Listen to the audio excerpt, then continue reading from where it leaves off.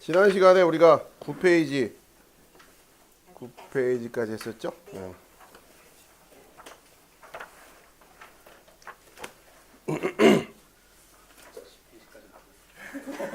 다행이다. 이런 구경만 10페이지까지면 따라가기 힘들었는데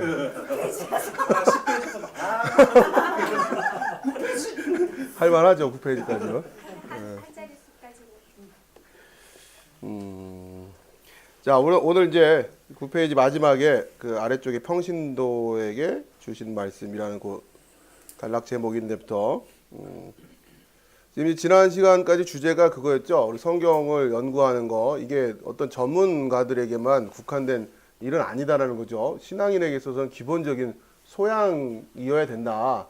근데 이것을 마치 어떤 특정 전문가들만이 성경을 해석하는 거다. 이렇게 생각하는 것이 이 지금 저자가 문제 제기를 하는 겁니다. 이것이 성경 다른 분야는 뭐 우리가 뭐 그렇다 하더라도 특별히 성경이라고 하는 신앙을 세워가는 데 있어서 그 역할을 특정 전문가들에게만 맡길 필요가 있는가라고 하는 것이고, 그리고 이제 지금 오늘날에 있어서는 소위 이제 그 평신도 분들이라고 하는 분들의 기본적인 학력이라든가 이런 지적 수준이 또 예전하고 또 많이 다르죠. 얼마든지 조금 기초적인 이제 소양을 쌓으시면 충분히 하실 수 있습니다. 그리고 워낙에 좋은 성경 공부 자료들이 많이 나와 있어요. 도구들이 많이 나와 있기 때문에 여러분들이 얼마든지 하실 수 있다. 근데 중요한 건 이제 마인드. 우리가 굳이 그렇게까지 해야 될 필요가 있나 이제 하는 부분을 계속해서 얘기했던 거고. 자, 이제 계속 이어지는데요. 많은 평신도들이 개인적으로 성경을 연구하는 것에 점점 더 냉담하고 무관심하다. 그들은 다른 누군가가 자기들을 위하여 성경을 해석해 주기를 바란다. 이런 표현들을 우리가 한번 좀 곱씹어 볼 필요가 있다는 거죠. 내가 스스로 묵상하고 연구를 하는 것보다 누군가가 자기들을 위해서 성경을 해석해 주기를 바란다라고 하는 이러한 이야기들. 자, 넘기시고요. 하나님을 아는 일과 우리의 삶에 대한 하나님의 뜻을 아는 일에 있어서 우리 모두 책임이 있다. 그렇죠. 그러니까 권사님 이렇게 사셔야 됩니다라고 목회자들이 해석해 준 그걸 받는 게 아니라, 그렇죠. 내가 직접 하나님의 말씀을 묵상하고 내 삶 속에서 하나님이 원하시는 방향들, 또 내가 알아야 될 것들, 세워야 될 진리들, 그런 것들을 해 나가야 된다고 하는 거죠. 자, 그러면서 또 그 다음 단락에 보면 이렇게 이제 성경 공부를 개개인이 이제 할 때 사실 간단치는 않아요. 만만치 않은 작업들이기 때문에 이러한 것들이 왜 이렇게 점점 깊이 되느냐, 그런 문제를 또 얘기를 하고 있어요. 그러면서 이 단락에서는 오늘날 미처 소화되지 않은 성경 공부가 왜 만연되고 되어 있는가. 첫째로 서구의 사회에서 제공되는 수많은 종류의 해석이 혼란을 가증시켰다고 나는 본다. 아무도 성경에 대하여 일치하지 않는 듯이 보인다.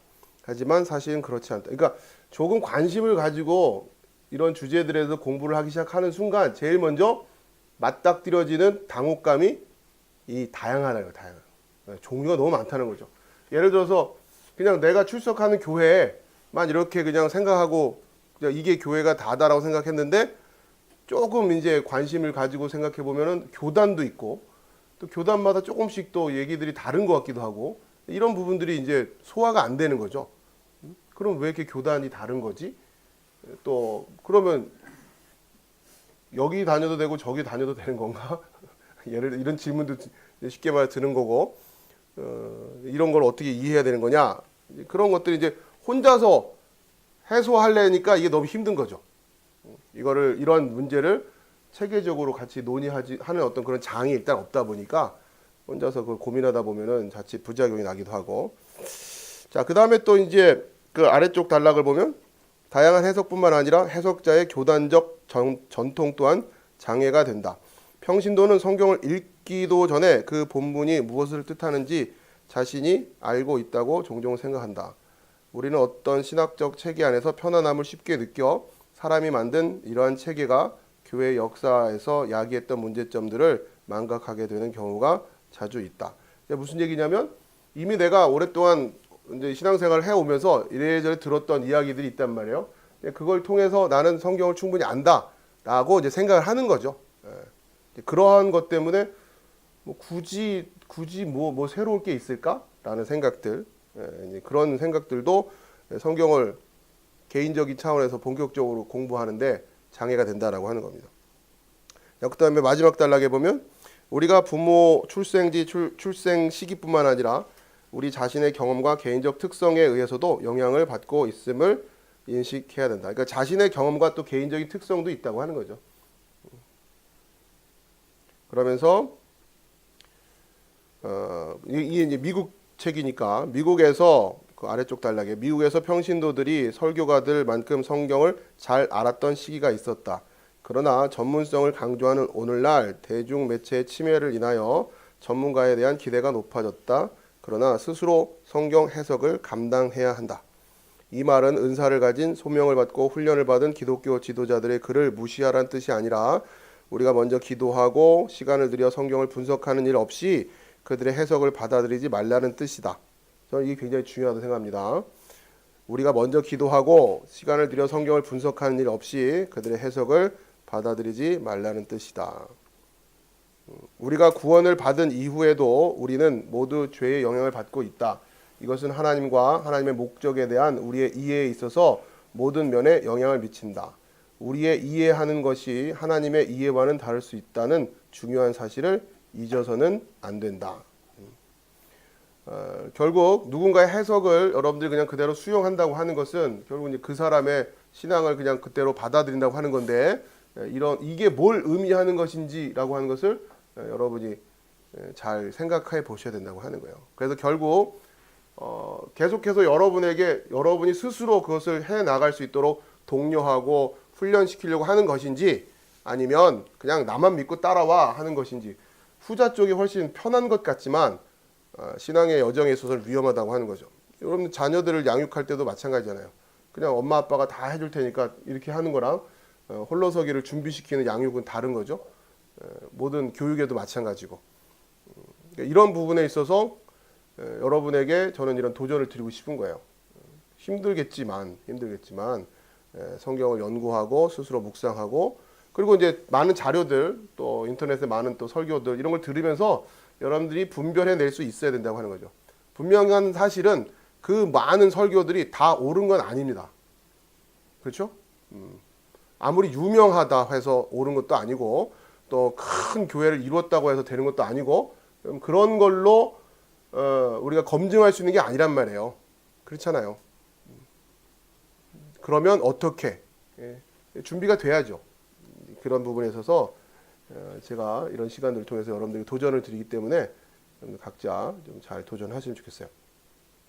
자, 먼저 우리가 마지막 그 2번 앞쪽에 신자는 반드시 자신의 목적과 동기를 에베소 4장 11절에 16절에 비추어 점검해야 한다. 하나님께서는 생각과 행동에 있어서 우리로 하여금 풍성한 하나님의 말씀으로 이끄실 것이다. 자, 여기 한번 찾아볼까요? 에베소서 4장 11절.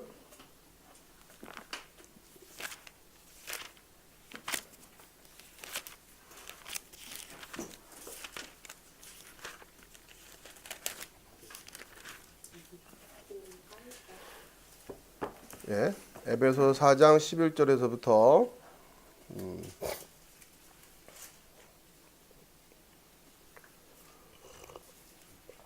자, 제가 읽을게요. 어떤 사람은 사도로, 어떤 사람은 선지자로, 어떤 사람은 복음 전하는 자로, 어떤 사람은 목사와 교사로 삼으셨으니 이는 성도를 온전하게 하여 봉사의 일을 하게 하며 그리스도의 몸을 세우려 하심이라.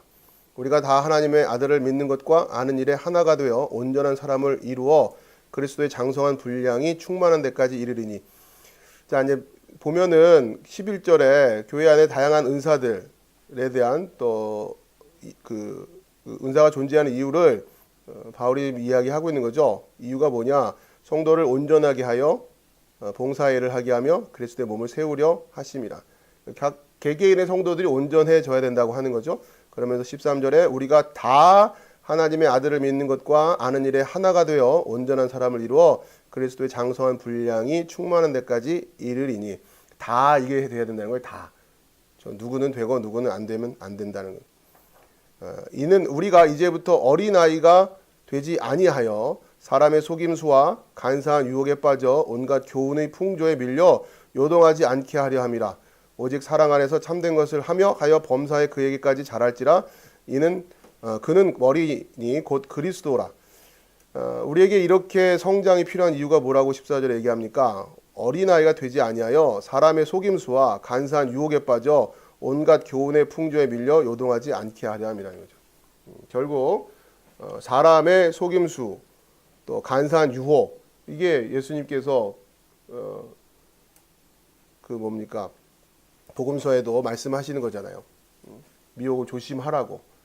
이것을 여러분 스스로가 책임감을 가지고 준비해 나가지 않으면 안 된다고 하는 거죠. 자, 에베소 4장 11절 16절 말씀 우리 한번 살펴봤고요. 여러분이 왜 우리가 각자 말씀을 이렇게 연구하는 이런 사역들을 스스로 감당해내야 되는가, 이런 도전을 해야 되는가라고 하는 부분들을 여러분들이 잘 이해하시기 바라겠어요. 한번 상상해 보자는 거죠. 어떠한 교회가 될까? 성도들 한 사람 한 사람이 말씀을 묵상하고 연구하고 또 필요하다면 공부도 해가면서 10명이 모이면 10명이 다, 100명이 모이면 100명이 다, 1000명이 모이면 1000명이 다, 10,000명이 모이면 10,000명이 다 그렇게 하고 있는 교회를 한번 여러분 상상해 보세요. 어떤 모습이고 어떠한 분위기일까? 저는 굉장히 벅찰 것 같아요. 그렇죠? 지금 우리에게 필요한 것은 어린아이가 아니거든요. 장성한 분량에 이르는 건강한 성숙한 성도들이 필요한 거란 말이에요. 목회자 입장에서도 그냥 이렇게 잘 순종하고 따라오는 성도들로 이렇게 하는 게 편하죠.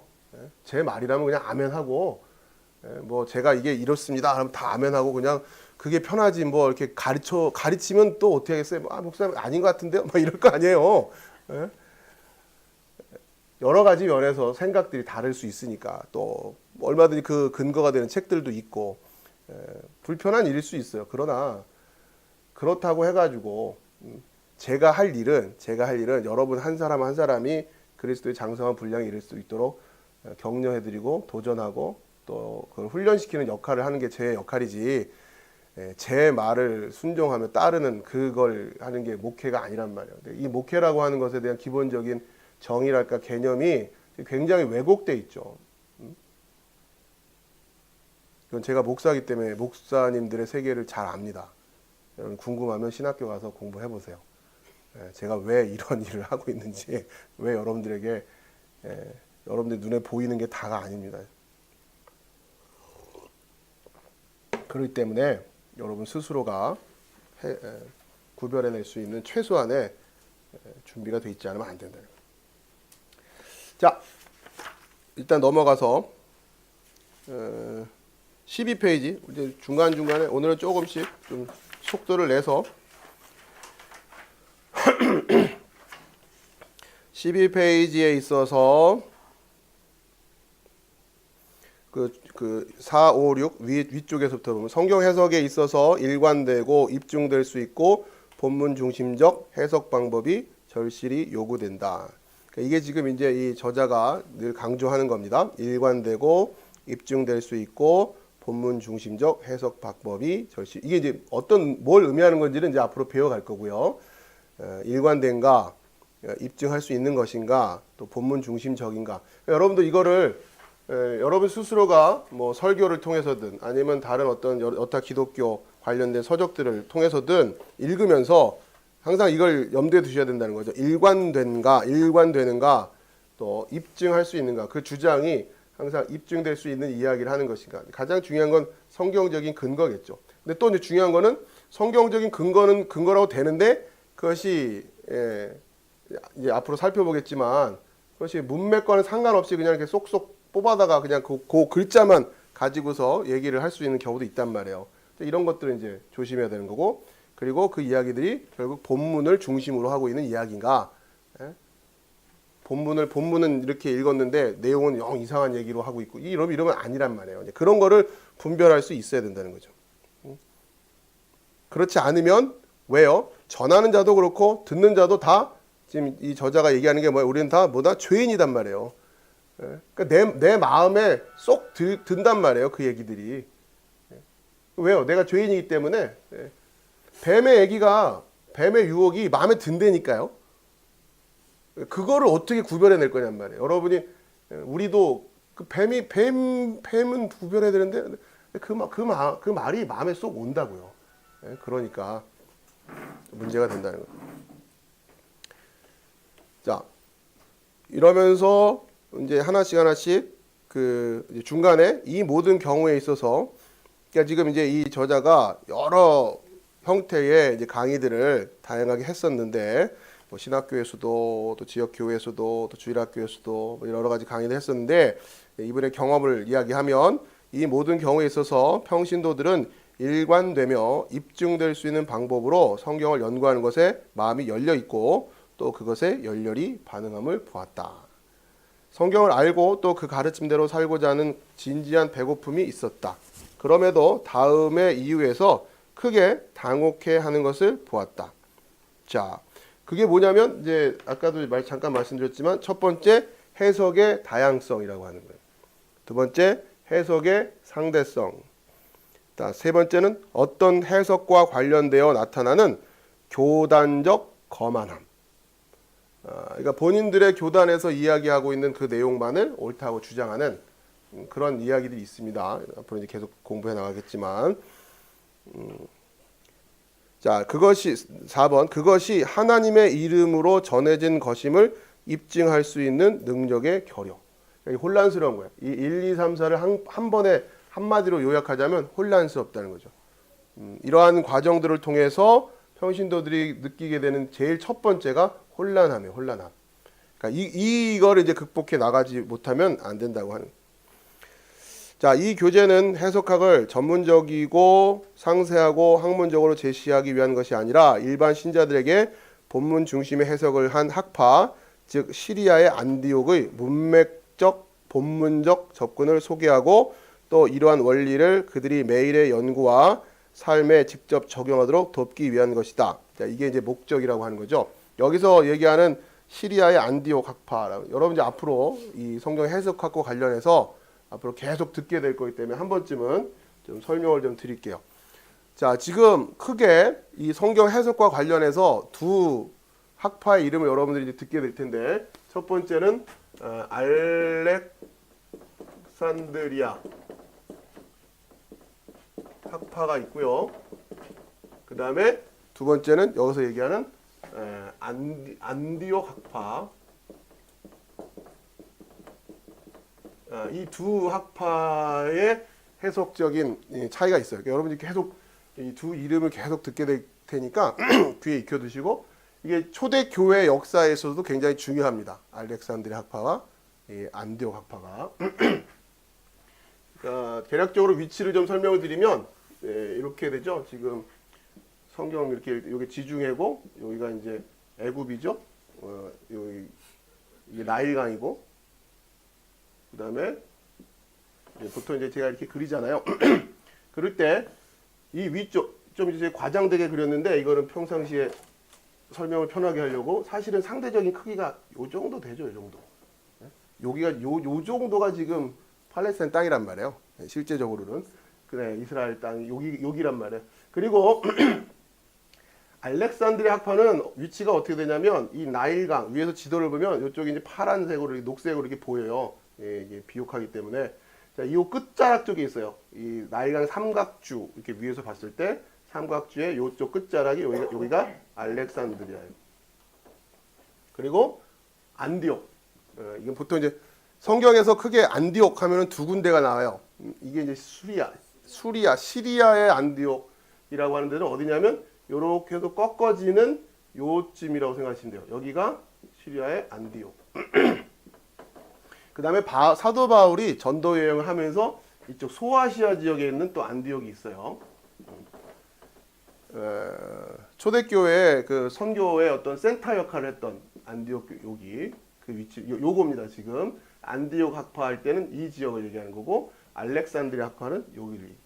그리고 이렇게 쭉 가다 보면 터키 이제 나오고, 여기 이제 흑해 나오고 이렇게 해서 여기 뭐 그리스 쪽이 나오고 그다음에 여기 쭉 해서 여기 이탈리아 이렇게 되죠. 그다음에 지금 아프리카가 이렇게 이어지고 믿음의 눈이 좀 필요합니다. 예, 그게 대략적인 거니까 여기가 그리스고 그렇죠. 이탈리아고.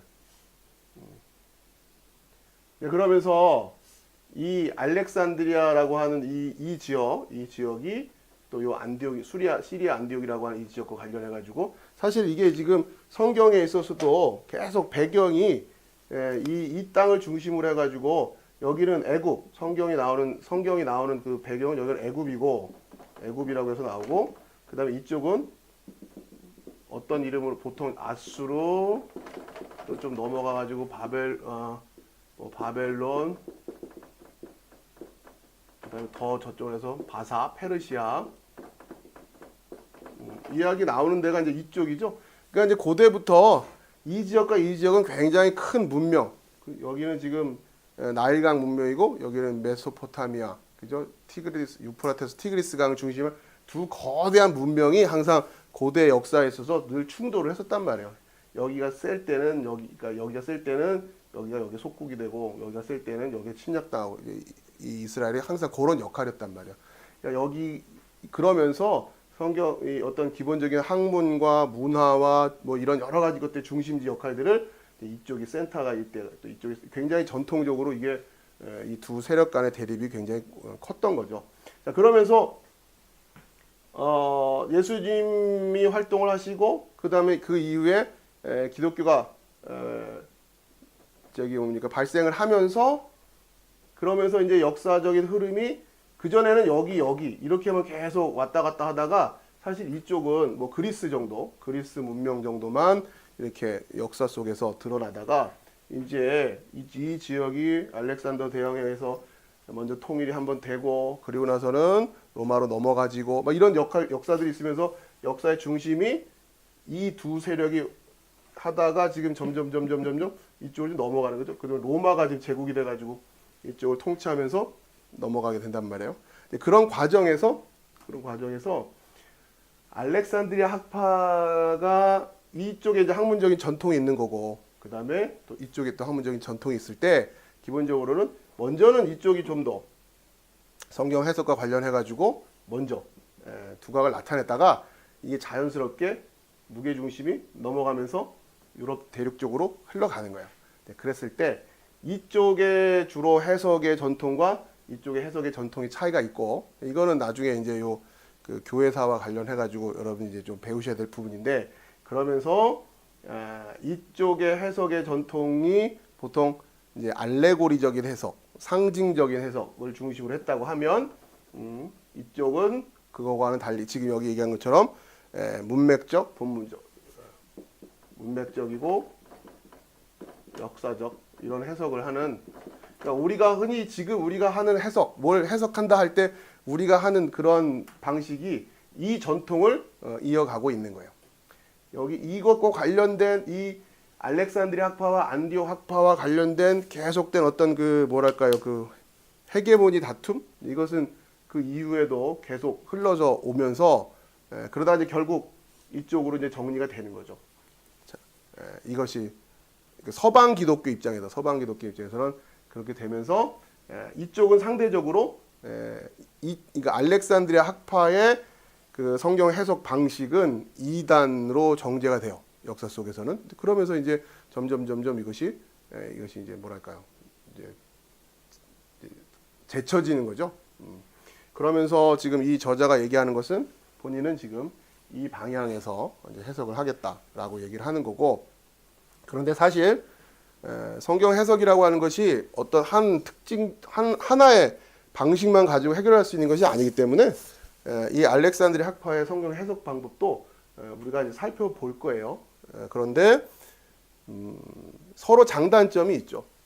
이 부분에 장점이 있고 이 부분에 장점이 있고 이 부분에 단점이 있고 그런 것들을 보면서 성경이라고 하는 텍스트를 어느 한 방식만 가지고는 해결이 안 돼요. 알렉산드리아 학파가 해석하는 방식, 또 안디옥 학파가 해석하는 방식, 여러분들 그런 걸 조금씩 차이를 좀 살펴보면서 살펴보려고 하고요. 저는 개인적으로 제가 요즘 이제 관심을 많이 두고 있는 게 요 알렉산드리아 학파의 해석 방식에 대해서 저는 개인적으로 굉장히 관심을 많이 갖고 있어요. 자, 이런 이야기는 이제 앞으로 계속 나오기 때문에 우선 여러분 오늘은 두 정도만 기억을 하시라는 거죠. 알렉산드리아 학파, 안디옥 학파 해석이 있다. 그러면서 어쨌든 지금 우리가 주로 하려고 하는 거는 이 교재에서 얘기하는 것은 안디옥 학파의 해석 방식이라고 하는 거. 요 그림은 여러분이 계속 기억하고 계셔야 돼요. 위치 정도. 자, 14페이지.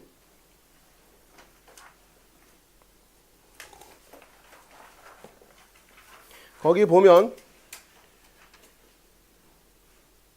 그 중간 부분에 안디옥 학파의 해석은 이렇게 나오죠. 안디옥 학파의 해석은 가장 적절하게 균형을 이룬 체계를 제공하였다. 이들의 문맥적, 본문적 초점은 입증성을 상당히 이루었다. 모두 만장일치로 동의하는 일은 결코 없을 것이다. 그럼에도 분명하면서도 정상적 의미를 추구하는 그들의 성경 해석 방법이 지닌 중요성을 강조하지 않을 수 없다. 안디옥 학파라고 하는 이쪽에서의 장점은 뭐다? 입증할 수 있다라는 조금 더 객관적이라고 하는 객관적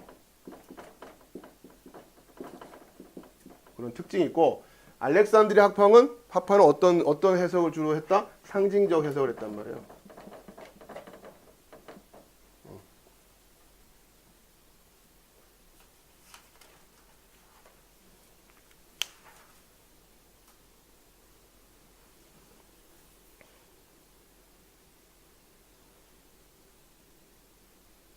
자, 좀 읽고 설명드릴게요. 안디옥 학파의 방법은 알렉산드리아의 우화적에 대한 역사적 반동임을 덧붙여 밝혀야만 한다. 그러니까 이 우화적이라고 우화적. 여기 보통 이제 우화적 하면은 조금 좀 그냥 여러분들이 그냥 지금은 좀 어색하더라도 알레고리라고 하면 이렇게 해서 알레고리. 우화적이라고 하는 것보다는 알레고리 기억을 좀 해두십시오. 우화적 해석하면은 이소부화 생각나잖아요. 꼭 성경을 이소부화처럼 그러니까 틀린 말은 아닌데 우화라고 하는 그 단어 자체가 조금 그러니까 여러분 그냥 알레고리 하면 그냥 여러분들이 그냥 조금은 같이 중립적으로 느껴질 때 지금 상황에서는 그렇게 하시는 게 선입견을 없애는데 좀 좋죠. 자, 그럼 이제 하지만 성경 해석을 위하여 교회가 사용한 두 가지 주요 방법을 분석하는 것은 여전히 유용하다. 그러니까 두 가지 주요 방법을 분석하는 것은 여전히 유용하다. 이게 이 두 방법 말하는 거예요. 안디옥 학파, 알렉산드리아 학파의 이런.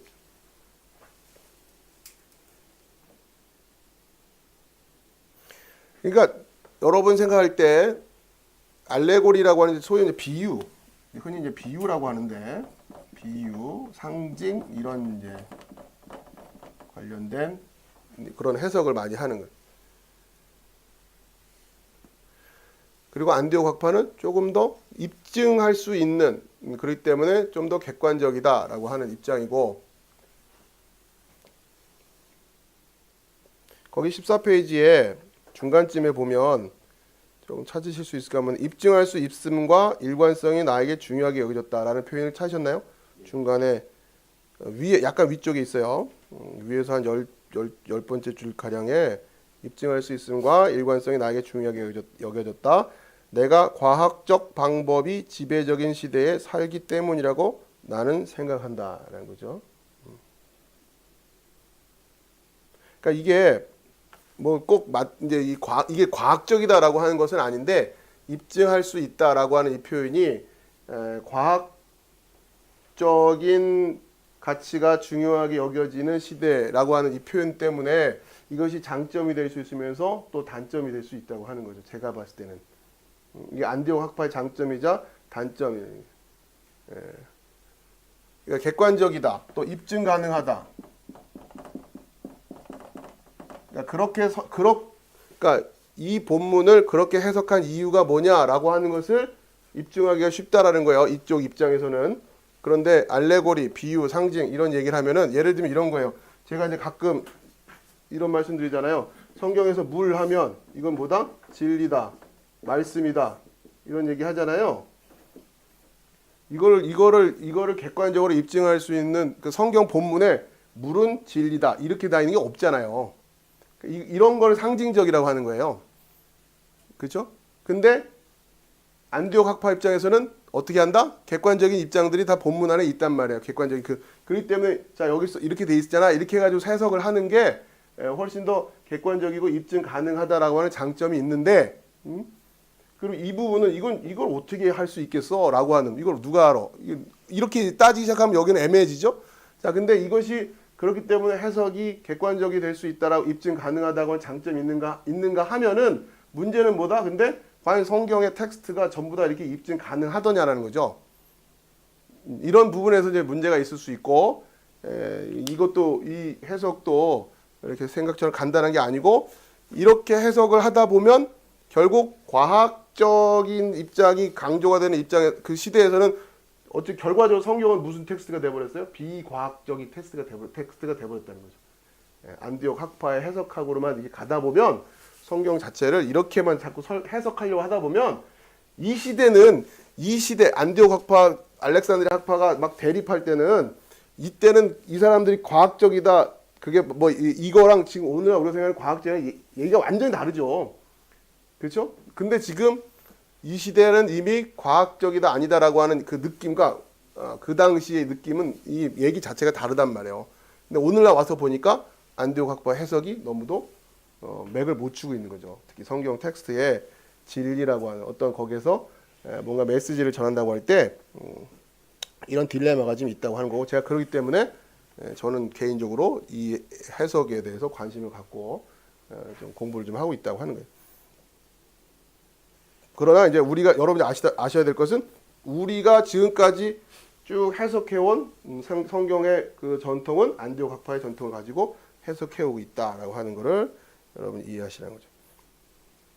근데 성경이라고 하는 것을 과연 상징 없이 해석할 수 있겠느냐, 이런 문제들이 계속 나옵니다.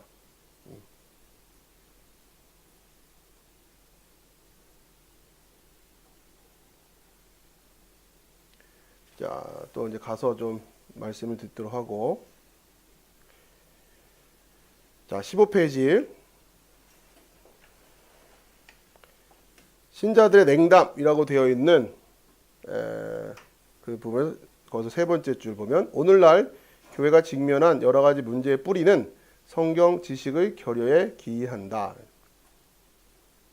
왜 이렇게 성경 공부하는 거를 이렇게 스스로 탐구하는 거를 힘들어하느냐?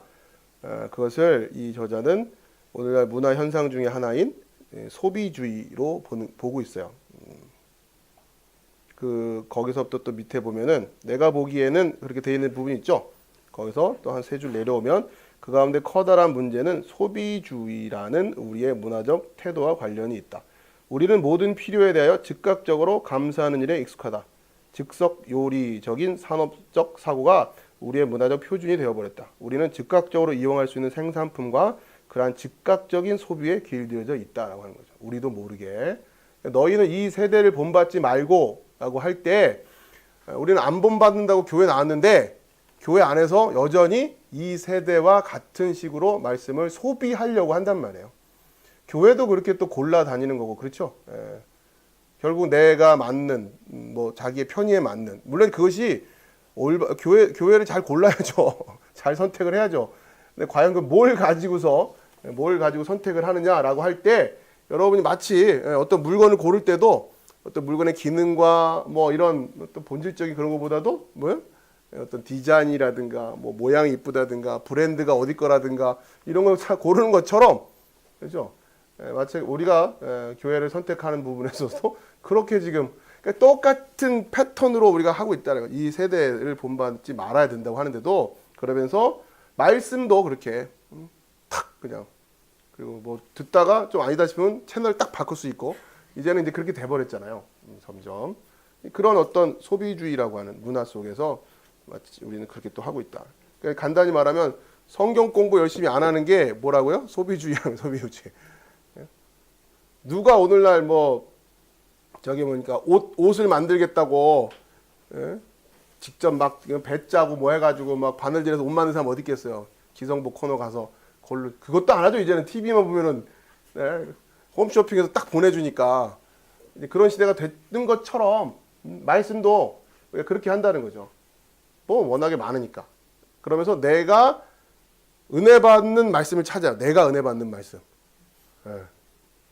진리냐 아니냐 이게 정말 성경이 그렇게 얘기하고 있느냐 그걸 떠나서 그냥 내가 생각하기에 저게 맞다. 내 마음을 흡족하게 해준다. 네, 그거를 이제 찾는 거 네, 그런 거죠. 이게 현대 문화적인 현상과 너무도 똑같다라고 하는 거죠. 자 넘기세요. 16페이지. 자 나머지 이야기들은 제가 이제 계속 반복했던 거고요. 쭉 반복되는 내용들도 있기 때문에 자. 그 다음에 나번 밑에 나번을 한번 좀 살펴보면은 신자들의 교조주의라고 하는 것. 그러니까 이게 아까 말하는 그 냉담함이라고 하는 것과 관련해서 냉담하다. 그 다음에 이제 문제가 그 다음에 교조주의라고 하는.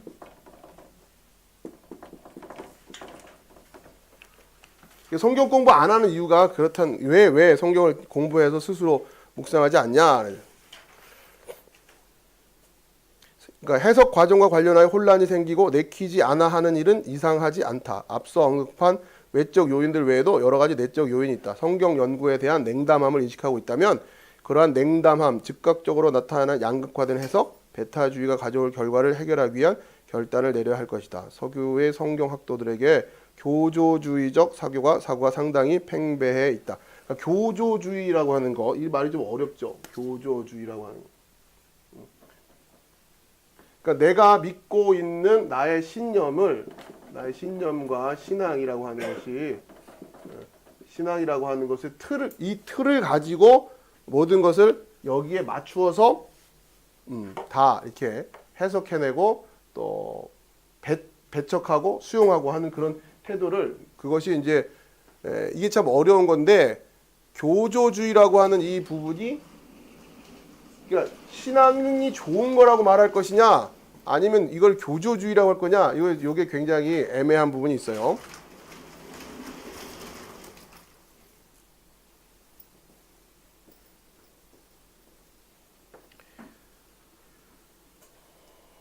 자, 이 일에는 여러 요소가 관련되어 있다. 첫째로 우리가 자란 영적 전통이 관련되어 있다. 교조주의는 우리가 부모나 교회의 교사로부터 배워서 형성된 반응이다. 이것은 그들의 견해와 행함에 대한 우리의 완전한 동일시 또는 완전한 거부를 나타낸다. 대개 이러한 전이나 동화 혹은 반발은 개인이 하는 성경 공부와 관련이 없다. 종종 우리가 가진 편향이나 신학적 전제, 선험적 사고가 가족관계를 통하여 이어지는 경우다. 그러니까 이미 뭔가 딱 틀이 정해져 있는 그런 태도를 말하는 겁니다. 그런데 성경 공부를 하기 시작하면 아까도 말씀드렸지만 뭐가 제일 먼저 다가온다? 다양성이라고 합니다. 다가온다. 간단히 말하면 간단하게 말하면 다른 교파들 간에도 조금씩 얘기가 다른 게 있단 말이에요. 그런 이야기들 또 강조하는 얘기가 다르고 이런 이야기를 이제 모를 때는 그냥 그 틀 속에 있으니까 상관없는데 이게 이제 드러나기 시작하는 순간 그걸 이제 해결을 못하니까 자 그랬을 때 드러나는 태도가 뭐다? 그 중에 하나가 교조주의라고 하는 거죠. 그러니까 내가 가지고 있는 내가 이미 알고 있는 내가 믿고 있다라고 나의 신념과 믿음을 바탕으로 해서 나머지 것들은 다 배척해버리는 그러한 이거는 믿음이 튼튼하게 잘 서 있는 것과는 또 다른 얘기를 얘기하는 거죠. 자 17페이지에 부모가 우리에게 자신의 영적 입장을 각인시킨다면 대부분의 경우 그것은 우리의 교리적 유산이 된다. 우리가 믿는 많은 부분은 자신의 성경 공부를 통하여 얻은 결과가 아니라 교단의 교리를 따라 형성된 내용이다. 그죠? 이거예요. 우리가 믿는 많은 부분은 자신의 성경 공부를 통하여 얻은 결과가 아니라 교단의 교리를 따라 형성된 내용이다. 앞에서 목사님들이 그렇게 가르쳐 주니까 그냥 그게 맞는 거라고 생각하고 이게 믿음이 좋은 거라고 생각하고 그냥 다 배웠단 말이에요. 자, 그러면서 오늘날 그러니까 이게 점점 예전에는 이동도 적고 한번 교회를 정해서 출석하기 시작하면 일단은 바꿀 일이 거의 없었단 말이죠. 왜냐하면 그냥 거기서 태어나서 거기서 죽으니까 예전에 어떤 삶이라는 게 그렇게 이동이 많지가 않잖아요. 그러니까 다른 얘기 들을 일이 거의 없는 거죠. 근데 지금 점점 시대가 이렇게 변해가면서 이런 여러 다양한 이야기들을 들을 수밖에 없는 그런 상황에서 혼란스러운 부분들이 있단 말이에요. 얘기가 다르단 말이에요. 그런 여러 가지 것들이 결국은 둘 중에 하나로 이제 하나는 냉담함이라고 하는. 그러니까 이게 목사님의 설교가 이제는 권위가 없어지는 거죠. 그냥 근데 이제 형식적 신앙생활을 해야 되니까 주일날 그냥 교회 하나 정해서 나가는 건 나가요. 안 하긴 또 찝찝하니까. 이런 성도들이 꽤 된단 말이에요. 마치 뭐 이렇게 도장 찍듯이 와가지고 그러면서 본인이 먼저 쉽게 말해서 먼저 출석하던 교회와 지금의 얘기가 좀 다르다. 설교가 다른 것 같다. 이 부분은 이렇게 해석하네? 이런 관심이 없다는 거죠. 그냥 뭐 설교는 어차피 지루한 거. 그럼 앉아가지고 듣고 있다가 그냥 가고. 그런 어떤 냉담함이라든가 아니면 특별히 교조주의적인 태도가 해서 한번 누구는 뭐라서 무조건 그 교회를 찾아간다든가 다른 교회는 다 이단인 것처럼 그런 것들은 또 하나의 교조주의. 왜냐하면 적어도 그런 헷갈릴 일은 없으니까. 그리고 뭐가 좀 안심이 되는 거죠. 근데 이런 태도들이 과연 자신이 성경 공부를 통하여 얻은 결과냐? 이걸 물어보는 거잖아요. 교단의 교리를 따라 형성된 경우다. 그러면 처음부터 그 교회를 가게 된 이유는 또 뭐며? 거슬러 올라가면 근거가 없단 말이죠. 자, 그 다음에 이제 그 옆에 오늘날 극소수의 교회에서만 그들이 무엇을 믿으며 왜 그것을 믿는가를 조직적으로 가르친다. 무엇을 믿는지 또 왜 그것을 믿는가를 조직적으로 가르치는 교회. 극소수의 교회에서. 이분이 경험한 바에 의하면 그렇다는 거예요. 일단 미국적인 배경을 가지고 있는 거죠. 미국은 그런가 봐요. 한국은 그렇죠? 어떻나요? 우리나라는? 자, 그 다음에 자, 그런 내용들을 지금 이제 문제 제기를 하고 있는 거예요. 자, 넘기시고요. 여러분 나머지는 쭉 그냥 여러분이 읽으시면서 해결해도 크게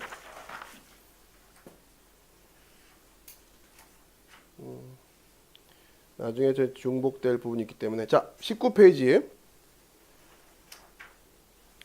마지막 다번을 읽어보겠습니다. 다번에 그 앞쪽에 오늘 하나 좀 읽고 갈게요.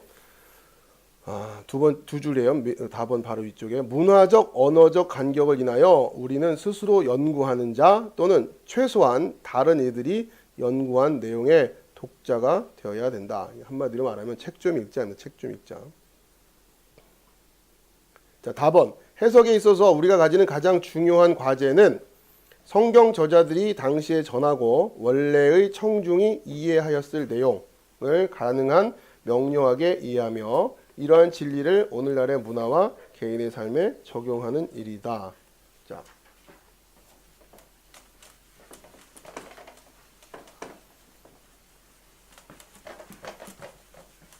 이 칠판이 커지니까 지우는데 또 한참이네.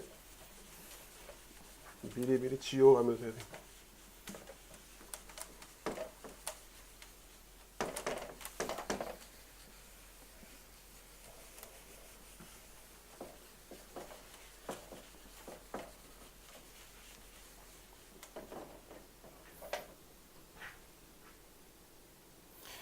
자, 이 성경 해석에 있어서 이 표현이 여러분들이 좀 익숙해져야 되는데요. 성경 저자들이 당시에 전하고 원래의 청중이 이해하였을 내용. 그러니까 원래의 저자가 있단 말이에요. 원래 성경의 저자가 있고 그 저자가 그러니까 그래서 마태복음을 썼으면 마태복음을 쓴 마태. 네, 그렇죠? 마태가 있고 그 마태가 내가 이걸 쓰면 이걸 누군가 읽겠지라고 생각했던 그 청중이 있단 말이죠. 그렇죠? 네. 성경은 그렇게 쓰여졌을 거 아니에요. 마태가 이걸 쓰면서 1차적으로 그러니까 이 이야기는 뭐냐면 마태가 이걸 쓰면서 2000년, 3000년 뒤에 핸드폰을 쓰면서 이런 뭐 SNS를 생활을 하고 막 이런 우리처럼 이렇게 사는 삶을 생각하고 그들한테 내가 쓴다라는 생각을 쓰지는 않았을 거라는 얘기죠. 상식적으로. 그죠? 자, 그러면서 그 시대의 청중들이 있단 말이에요. 그러니까 그 전달하고자 했던 내용이 있단 말이에요. 그러니까 1차적으로 성경을 해석한다고 하는 것은 이거를 하는 거예요, 이거를.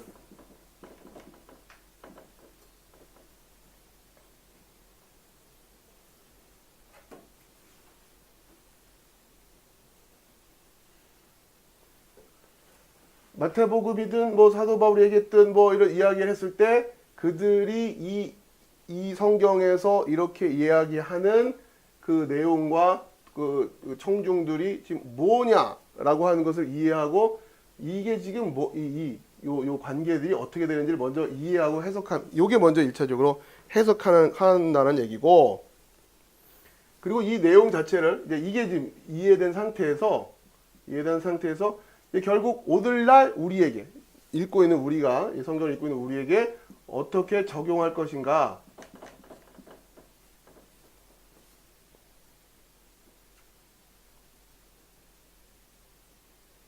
그리고 이 과정에서 시대와 또 상황과 문화를 뛰어넘는 어떠한 진리를 지금 여기서 이야기하고 있는 것인가라고 하는 것을 치밀하게 파악해내려고 하는 노력이 필요하다고 하는 거예요.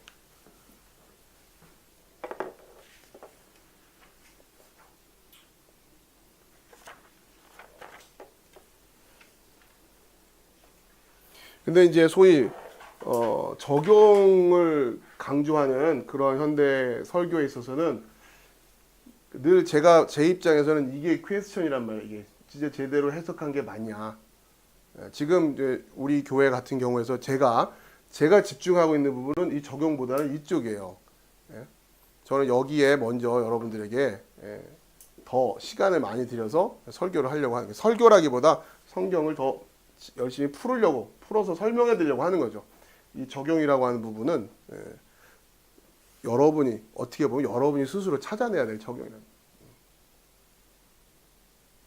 그러니까 이런 겁니다.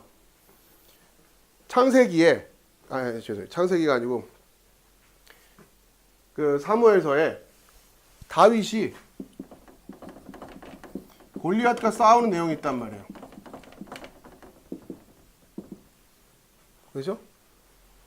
그러니까 이 성경을 기록한 사람, 그 성경의 저자가 그 다윗과 골리앗의 이야기를 들을 그 청중들, 사람들을 생각을 하고 이 이야기를 쓰고 전했겠죠? 성경에서. 자, 그러면서 다윗과 골리앗의 싸움인데, 다윗과 골리앗의 싸움에서 다윗이 물맷돌 5개를 준비했다라고 하는 이런 이야기도 이제 써간단 말이에요. 자, 이 이야기들을 쓴 의도가 지금 듣는 청중들에게, 자, 봐라. 그러니까 다윗이 평상시에 열심히 물맷돌 5개를 물맷돌질하는 걸 연습을 했으니까 골리앗을 못 찌른 거 아니니. 그러니까 이 글을 읽는 너희들도 다윗처럼 평상시에 열심히 그렇게 해가지고 각자 열심히 목동은 목동으로서 뭐는 뭐로서 해가지고 나중에 골리앗 나타나면 골리앗을 무찌르러 라는 의도로 이걸 썼겠냐라는 거예요. 그러니까 해석이라고 하는 건 그거예요. 해석은. 응? 그런 의도로 썼다면, 그렇기 때문에 다윗 시대에도 물맷돌이었는데요. 우리 시대는 이제 달라지는 거죠. 컴퓨터 공부합시다, 뭐 합시다, 갈기겠죠. 자, 근데 먼저 뭐부터 확인돼야 된다? 원래 그 글을 쓴 저자가 이 이야기를 통해서 그 당시에 이스라엘 백성들한테, 그러니까 너희들도 이렇게 열심히 평상시에 이렇게 해야 돼 라고 하는 의도로 그 내용을 전하려고 했었을 거냔 말이에요. 그게 해석으로 확인이 돼야, 그래야 그걸 통해서 적용이 나오는 거란 말이죠. 근데 이러한 과정이 없이 그냥 이렇게 보고서는 야, 여기서 내가 하고 싶은 얘기가 열심히 자기 그때 뭘 해야 되라고 하는 이 말을 좀 하고 싶은데 가만히 보니까 다윗이 물맷돌을 열심히 했단 말이야. 야, 이게 아주 기가 막히네. 야, 그러니까 이런 식으로 착안을 한단 말이죠. 그리고 그런 착안을 잘하는 거를 야, 참 말씀을 어떻게 이렇게 그렇게 잘 분석을 하냐? 이렇게 또 보던 시대들이 있었죠. 말씀을 참 잘 푼다 이러면서. 그럼 거기다 이제 5개가 또 이제 막 5개니까 이제 좋은 거 많잖아요. 5개를 하나씩 이제 막 뭘 하면 돼요? 5개. 여러분이 이제 설교하세요. 5개면 뭘 준비하면 좋을까? 예, 우리 성도로서 준비해야 될 문맥도 5개가 뭡니까? 첫 번째, 뭐 기도. 아니 말은 아니 이게 틀렸다는 얘기가 아니에요. 이게 틀렸다는 얘기가 아니라 이 이야기가 지금 이 이야기를 하려고 물맷돌 5개를 골라왔다고 하는 그 얘기를 이 저자가 그들 청중한테 하려고 그 얘기를 했겠냐라고 하는 것을 해석해 내야 된다는 거예요. 이게 지금 안디옥 학파의 해석은 그 근거가 있어야 된단 말이에요. 근거가. 응? 그 근거가 있어야 된단 말이에요. 그렇게 해석하는 근거가 있냔 말이에요. 그렇게 할 때 안디옥 학파의 해석이 굉장히 유리했다라는 얘기예요. 오히려 알렉산드리 학파는 이럴 때 물맷돌 5개 마음껏 쓸 수가 있는 거예요. 왜요? 상징적 해석이었기 때문에.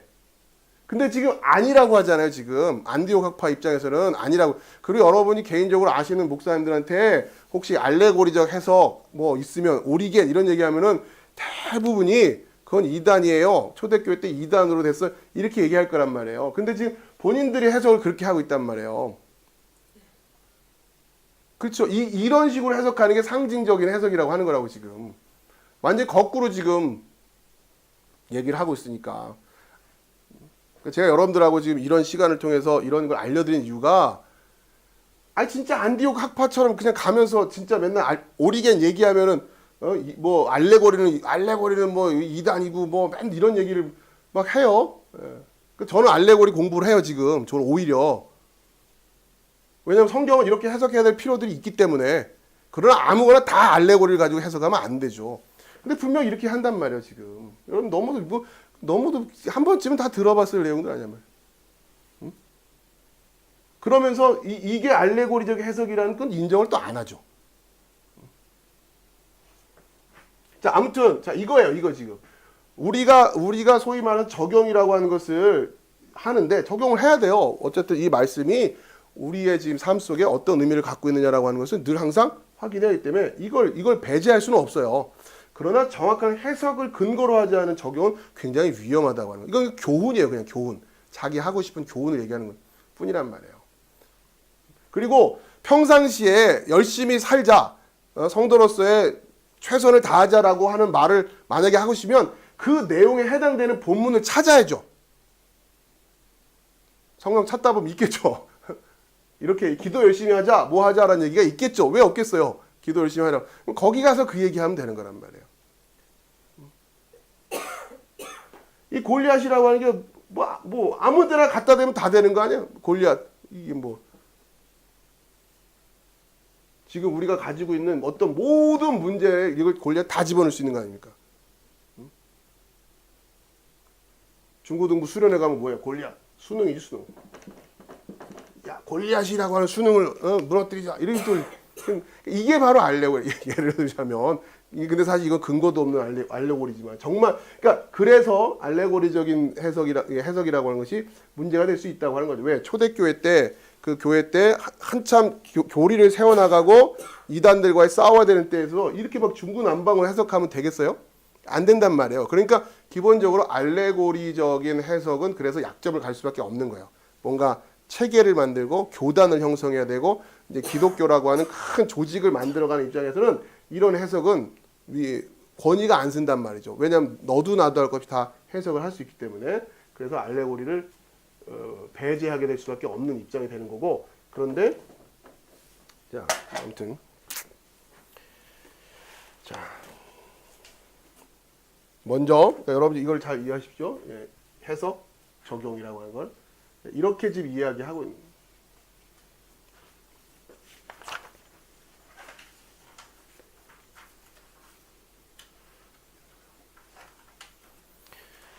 자, 그 다음에 20페이지 넘어가가지고요.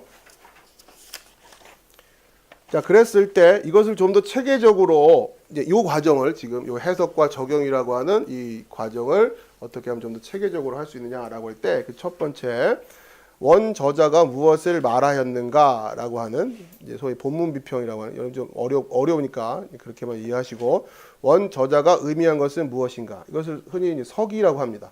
그러니까 좁게 말하기도 하고 그러니까 이 부분 이 해석이라고 하는 부분을 조금 더 넓게 말하면 이것을 이제 흔히들 서기라고 해요. 서기. 이게 뭐고요? 이게 뭐고요? 이제 막 이렇게 하나하나 요것이 가리키는 단어가 이거였고 뭐 이렇게 해서 다 일일이 풀어가고 이 단어의 뜻이 그때는 어떤 뜻이었는데 뭐 이러면서 이러한 과정들을 전체적으로 좀 포괄적으로 얘기할 때 서기라고 하고 그 다음에 조금 더 좁은 의미로 석의라고 하는 이야기를 할 때는 이거는 주로 어디에 많이 쓰느냐면 그 단어의 또 어느 문장의 의미를 해석해 주는 거. 이거를 이제 보통 석이라고 많이 좁게 얘기하면 그게 이제 2번이에요. 원 저자가 의미한 것은 무엇인가.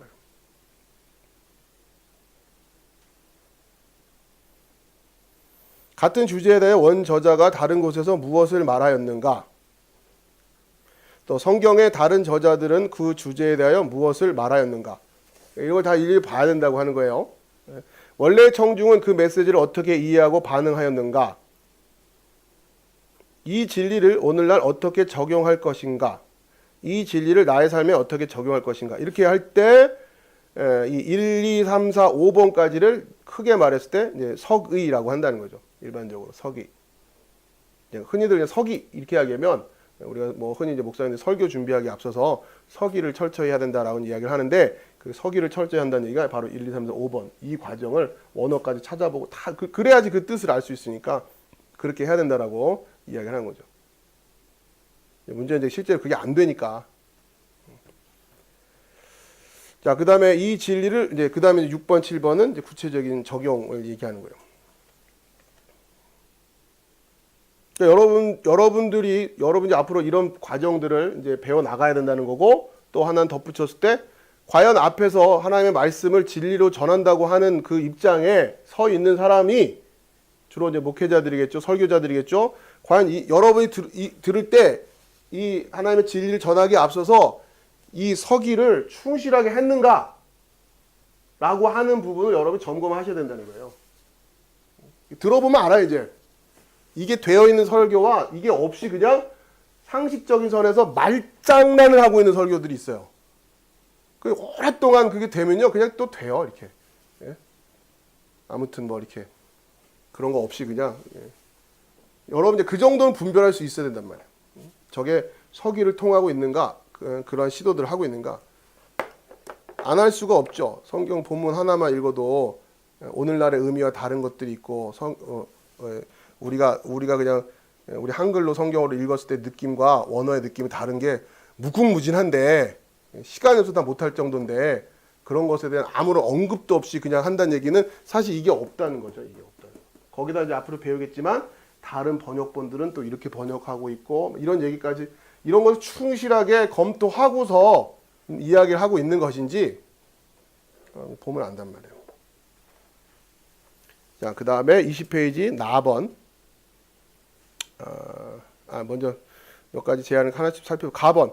죄가 모든 이해, 해석, 교육, 기도, 체계에 영향을 미치고 있다. 계속해서 강조하는 겁니다. 저도 늘 말씀드리지만 또 마태복음에 말씀도 그거에 따르죠.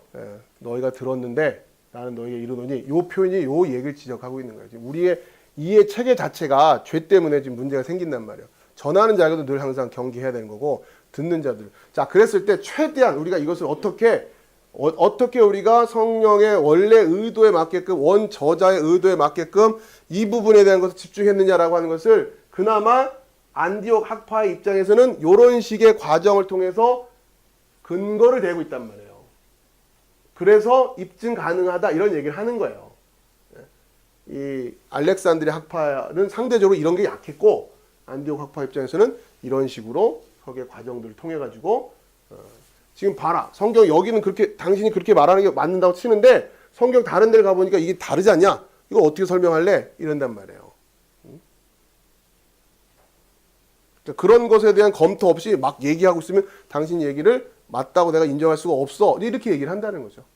그런 것들이 알렉산드리아 안디옥 학파의 전통을 이어받은 지금 굉장히 이제 현대에 와서 많이 발전되어 있는 형태지만 아무튼 그런 태도들이었네요. 자, 4번. 저는 이게 굉장히 재밌는데 한번 읽어보세요. 제가 읽어드릴게요. 당신이 기존에 듣고 있었던 것에 전적으로 기초하여 이 교제에 대해 평가하거나 반응하지 않기를 바란다. 나로 하여금 당신이 가진 전통적 이해에 도전을 주도록 하라. 나는 종종 강의실에서 다음과 같이 말한다. 내가 하는 말을 당신이 이전에 들어본 적이 없다는 이유만으로 나를 괴짜라고 기계적으로 평가하지 말라. 이게 참 재밌는 얘기 같아요. 예. 몰랐던 거죠. 예. 근데 처음 듣는 얘기인데 그렇다고 해서 무조건 틀렸다, 괴짜다 이러지 말라는 거죠. 예. 이분도 이런 표현을 쓰는 거 보면은 굉장히 이제 쓰린 마음들이 있는 거죠. 자, 그 다음에 왜 이러한 과정들을 이제 하려고 하느냐? 1, 2, 3, 4, 다의 1, 2, 3, 4 해석의 다른 가능성을 제시하기 위함. 잘못된 해석을 제시하기 위함. 해석학적 원리를 예시하기 위함. 당신의 주의를 끌기 위함. 뭔가 좀 아닌 것 같은데 라는 마음이 들어도 일단은 너무 크게 신경 쓰지 말라는 얘기예요. 이렇게 뭔가 한번 주의를 환기시켜서 한번 정말 그러한지 차분하게 따져봅시다 라고 하는 의도가 있는 거니까 앞으로 읽어가면서 굉장히 당혹스러운 부분이 있을 거다라고 하는 거죠. 자, 그럴 때 무조건 덮지 말고 진짜 그런가? 라는 방향으로 한번 살펴보시라는 거죠. 자, 그 다음에 라번. 내가 가진 목적이 나 자신의 신학을 당신에게 주입하려는 것이 아니라 고대 기독교인들이 사용한 해석학적 방법과 그 적용을 소개하기 위한 것임을 기억하라. 내가 당신의 동의를 구하려는 것이 아니다. 나는 당신에게 도전을 주어 비록 당신이 가진 모든 종류의 질문에 언제나 답을 줄 수는 없을지라도 사람들이 성경의 어떤 본문에 대하여 지나치게 말하거나 혹은 거의 말하지 않는 것을 당신이 인식할 수 있도록 도움을 주는 해석의 과정을 사용하도록 하기 위함이다. 이 교재는 새신자들 위한 책은 아니다. 이런 거. 이 책은 성숙하기 위하여 씨름하며 성경의 영역에서 자신의 믿음을 표현하길 추구하는 신자들을 위한 것이다. 성장은 자기 성찰과 삶으로 드러나는 믿음을 인하여 긴장으로 가득한 과정이다. 이것은 결코 멈추지 않는 순례의 과정이다. 자, 이렇게 해서 이제 기본적인 이제 오리엔테이션이라고 할까요? 기본 도입이 끝났고요. 오늘 자, 한 장 더 넘겨보세요. 22페이지.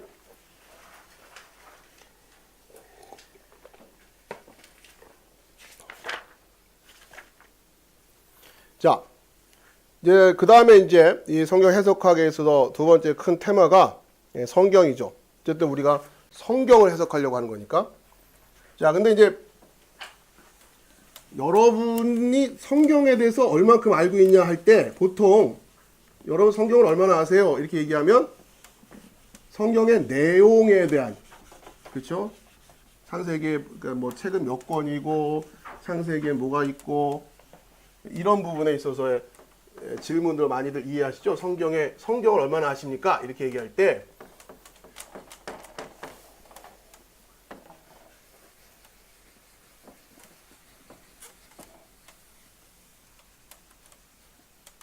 저희가 이제 지난주 부터 이제 시작한 어성경 읽어진의 주제는 이제 이런 거죠. 성경의 개별적인 그 안에 있는 내용들을 우리가 이해하기 위한 과정이라면 지금 여기서 말하고 있는 이 성경이라고 하는 것은 좀 내용이 달라요. 그런 성경에 구체적으로 어떤 책들이 있고 신약은 뭐가 있고 구약은 뭐가 있고 이런 차원이 아니라 말 그대로 여러분 이 성경이 어떻게 만들어졌고 어떻게 우리에게 전해져 왔고 이걸 얼마나 아느냐라고 하는 취지에서 그러한 취지의 성경이에요. 성경. 이것과 관련해 가지고 성경 해석학 뿐만 아니라 이게 성경 해석학 지금 이제 우리 성경 해석학을 공부하는데 성경 해석학과 관련해 가지고 이게 이제 지금 우리의 개인적인 신앙의 여정에 있어서 성경 해석학이 차지하는 성경을 해석학 이러니까 굉장히 좀 어려운 느낌인데 여러분이 성경을 스스로 연구하고 공부할 수 있는 그걸 얘기하는 거예요.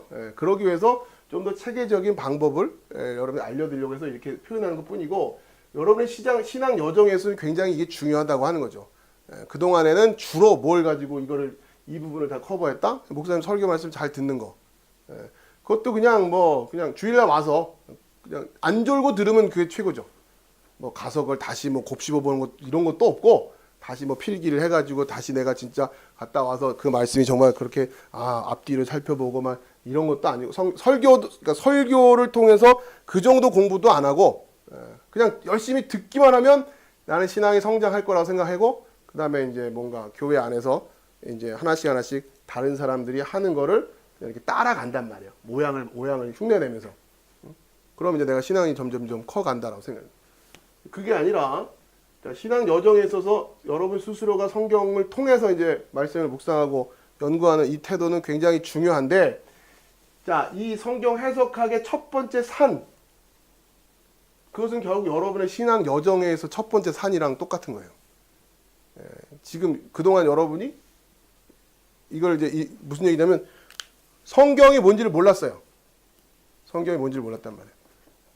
그러니까 그냥 편하게 갔는데 이제는 그 성경이 뭔지를 알고 나면 이게 어려워져요. 그게 뭐냐? 이 주제가 그겁니다. 이게 이제 해결이 되고 이게 소화가 돼야 되는데 이게 소화가 안 되면 여러분이 더 이상 가기가 어려워요. 초반부터. 그러니까 이거를 제가 이제 다음 주까지 오시기 전에 제가 살짝 도입 쪽에만 얘기를 드릴 테니까 소화를 하시고 오셔야 돼요. 그래요. 이제 그 다음에 얘기해야 되지. 다음 주에 와서부터 처음부터 들으면 소화가 안 된다 싶으면은 뭐 계속 이 시간이 의미가 없을 거예요. 그게 뭐냐? 그 주제가 뭐냐면 정경화. 사람 이름 같죠? 친구 중에 정경화. 아마 경화라는 친구가 있을 텐데. 성경 해석학의 첫 번째 산이자 어떻게 보면 이게 마지막이라 정경. 그러니까 무슨 얘기냐면 오늘날 우리가 들고 있는 저 성경이 처음부터 저 성경으로 딱 있었던 게 아니란 말이에요. 이거를 소위 정경화 과정이라는 정경이라고 하는 영어로 캐논 이렇게 합니다. 캐논.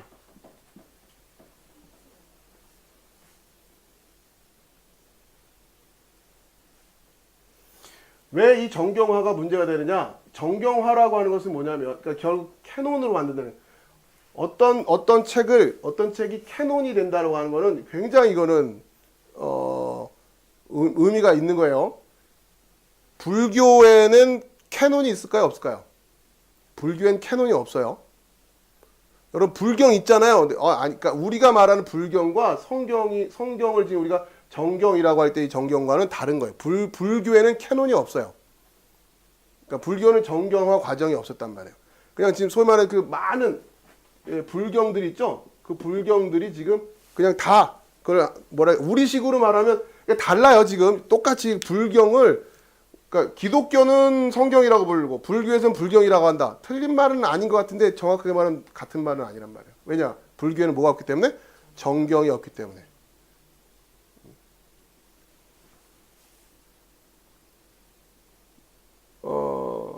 자, 그러니까 좀 불교 같은 경우는 예를 들면은 다 불경이 될 수 있어요. 원리적으로. 다만 많이 그걸 불교로 인정 안 할 뿐이지 원리적으로 그래요. 불교 자체가 정경을. 자, 우선은 정경을 만든다고 하는 이 과정이 이게 굉장히 역사적으로 중요하고 우리가 신앙을 이해하는 데서 중요한데 왜 그러냐? 정경화하는 과정에서 반드시 뭐가 있을 수밖에 없다? 선택과 배제라고 합니다. 그러니까 무슨 얘기냐면 그 이전에 많은 책들이 있었단 말이에요. 이 중에서 뭐는 성경이고 뭐는 아니야 라고 하는 과정이 있어야 돼요. 반드시 정경화라고 할 때는. 이걸 캐논으로 만든다고 할 때는 그러면 뭐는 맞고 뭐는 틀리다라고 하는 이 기준을 어떻게 정하느냐? 이게 간단치가 않죠. 여러분 잘 기억해보세요. 춘향전이 성경입니까? 아닙니까? 왜요? 우리는 편해요. 왜 성경이 아니에요? 하나님 말씀이 아니, 하나님 말씀이 아니까 아니라 춘향전이 하나님 말씀이 아니라고 너무 확신하지 마시고 여기 없으니까. 그렇지, 간단하게 여기 없잖아요. 그냥 여기 안 들어가 있으니까 성경 아니에요. 응? 그럼 이게 정경을 가지고 있다고 하는 건 그렇게 편한 거예요. 이게 성경이냐 아니냐라고 하는 것을 뭘로 판단하면 된다? 아, 여기 없잖아요. 뭐 복잡하게 생각해요. 아무리 뭐 해도. 응?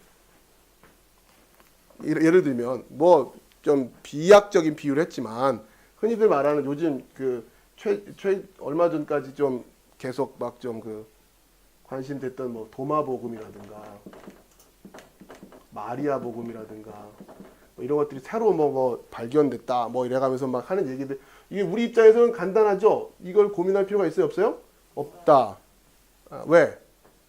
정경이 아니라 이게 됐단 말이에요. 이게 이런 거야 지금. 그냥 아무튼간에. 그런데 첫 번째 정경화라고 하는 과정에서의 문제가 뭐다? 선택과 배제를 하는데 이건 누가?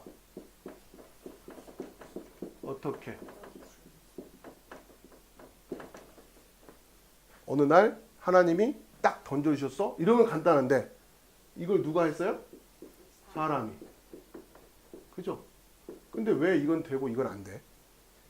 정경화라고 하는 건 이렇게 간단치가 않은 문제가 있는 거예요. 이걸 우리가 성경으로 인정한다라고 할 땐, 자, 이거를 지금 여러분이 소화를 해야 된다는. 결국 선택과 배제의 문제가 있고요. 두 번째는 편집의 문제가 있죠. 예를 들면 순서 이런 거, 순서.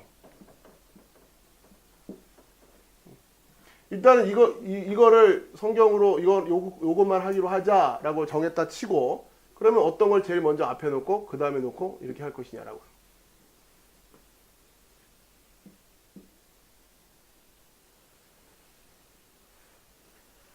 근데 이런 문제들이 만만치가 않단 말이에요.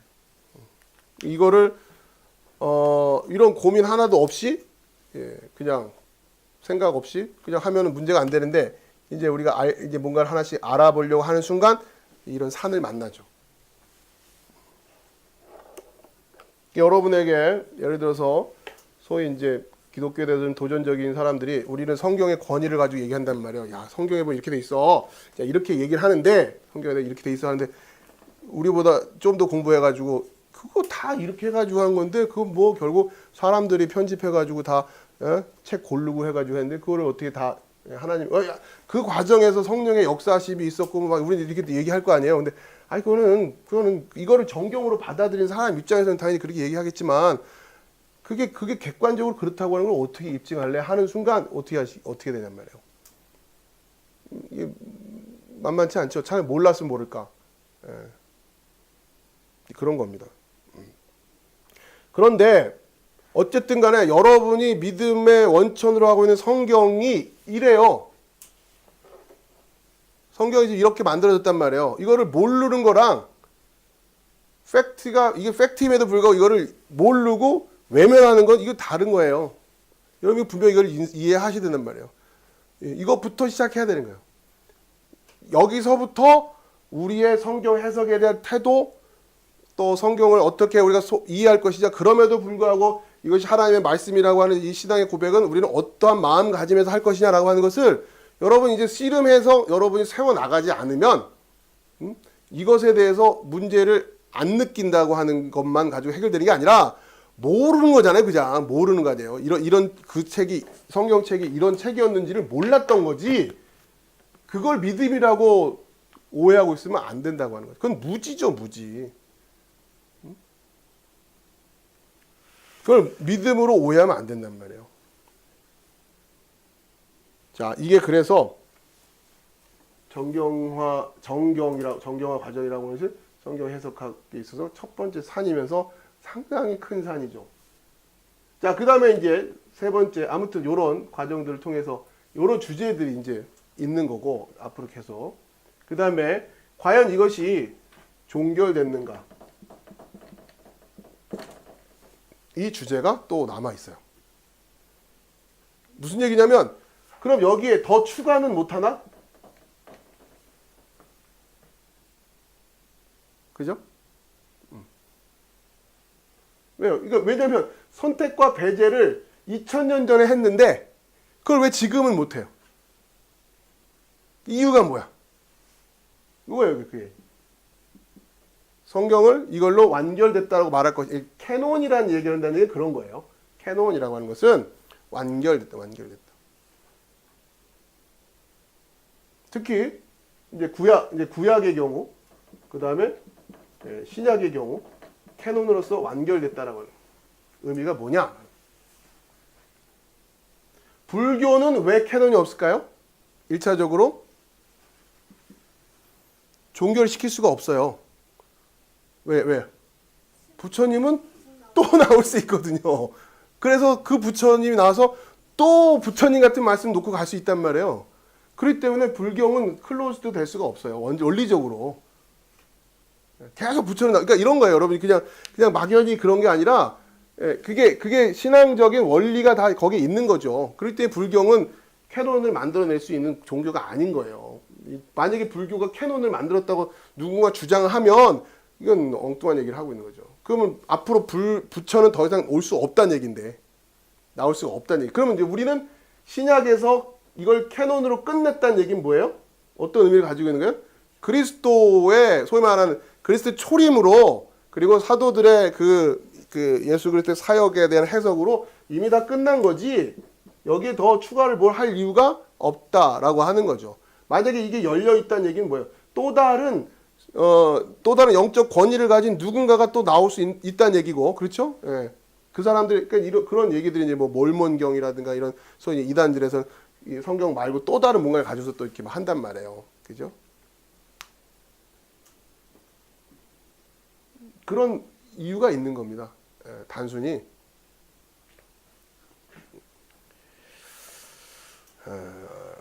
자, 그랬을 때 22페이지에 나번의 1번에 보면 정경은 맞춰졌다 돼 있죠?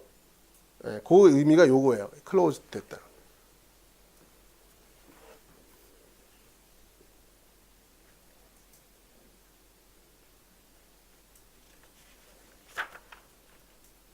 자, 이렇게 해서 우선 요 정도만 여러분 일단 이게 이제 다음 주에 오시면 이 이야기를 가지고 구체적으로 더 이제 역사 속에서 어떻게 지금 진행이 되었는가라고 하는 거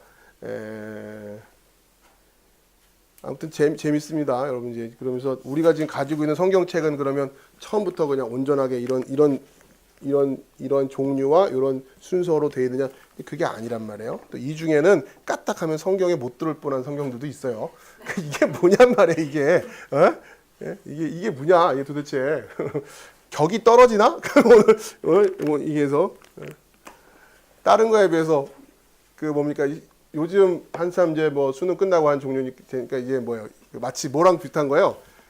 추가 모집을 해가지고 들어온 듯한 성경인데도 아무튼 이게 역사란 말이에요. 야, 이걸 어떻게 우리가 이해해야 되고 해석해야 되고 받아들여야 되고 우리의 신앙으로서 이걸 어떻게 해야 되느냐라고 하는 이 부분이죠. 근데 우선은 여러분들에게 좀 도움을 드리기 위해서 한 단어만 좀 기억을 해. 이런 과정들을 알고 나면 일단 여러분이 하나의 어떤 그 단어를 좀 마음에 갖게 되는데 그게 뭐냐면 성경 해석과 관련해 가지고 우리가 늘 잊지 말아야 될 게 뭐냐면 겸손이라고 해요. 겸손. 내 것만 맞다라고 주장하기가 쉬워지지가 않아요. 이거는 믿음이 흐릿하다는 얘기랑 좀 다른 겁니다. 이거는. 왜요? 지금 성경 자체가 나중에 이제 4번 얘기 들어가면 더 하죠. 이제 도대체 뭘 가지고 내가 믿는 믿음만이 맞다라고, 그러니까 그 믿음이라고 하는 게 내가 기술에 내가 고백하고 하는 그걸 얘기하는 거란 말이에요. 그러니까 물론 믿음의 확신을 가지고 있는 것을 흔들려고 하는 얘기가 아니라 그럼에도 불구하고 늘 항상 우리는 늘 항상 뭘 하나 마음속에 늘 가지고 있어야 된다. 겸손이라고 하는 부분. 그럴 때 그리스도의 십자가로 하나 된다고 하는 것, 또 우리가 서로를 판단하지 않는다고 하는 것, 이런 가르침을 주신 의미가 여러분 더 깊이 와닿게 된단 말이에요. 그냥 뭐 성경 해석학 조금 다르게 한다고 해서 너무도 쉽게 목사들이 이단 소리를 해대요. 너무 쉽게 이단 한단 말이에요. 잘 알지도 못하면서 이단을 두둔하자는 얘기가 아니라 그러니까 이러한 부분들에 대해서 우리는 굉장히 조심해야 되고 굉장히 신중해야 되고 성경의 말씀에 더욱더 겸손할 수밖에 없다라고. 그러니까 내가 알고 있다고 하면서 주장하는 것에 대해서 겸손하지 않을 수가 없다는. 여러분이 좀 힌트를 드리는 거예요. 이런 이야기를 하면서 이런 상황들을 우리가 어떻게 소화해낼 것이냐. 여러분 개개인이 이걸 아무튼 하나님이 우리에게 이런 식의 성경을 허락하셨어요. 이유가 뭘까? 사실 더 들어가 보면 정말 너덜너덜해요. 생각보다. 이유가 뭘까? 자, 이제 그런 부분들을 여러분들이 이제 다음 시간에 좀 더 깊이 있게 살펴보도록 하겠습니다.